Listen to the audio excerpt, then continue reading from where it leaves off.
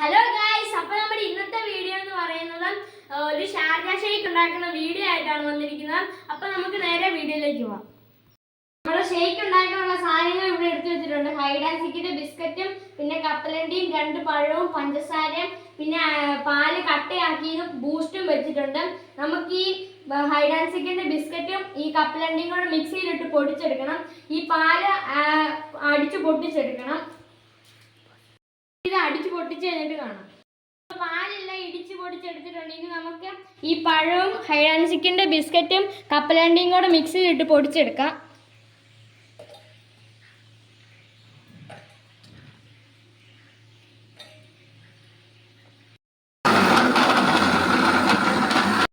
ഇത് മൂന്നും കൂടെ അടിച്ചെടുത്തിട്ടുണ്ടെങ്കിൽ നമുക്ക് ഈ പാല് ഇതിനകത്തോട്ടിട്ട് അടിക്കാം. പാലിട്ട് ഇനി പഞ്ചസാരയും ബൂസ്റ്റും കൂടെ ഇടണം.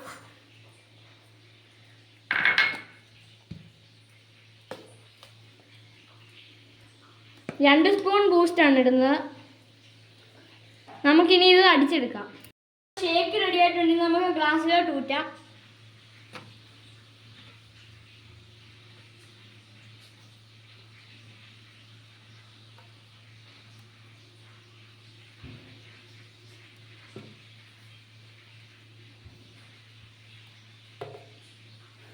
ഇനി നമുക്ക് കുറച്ച് അലങ്കാരപ്പണിയും കൂടെ ചെയ്യാം.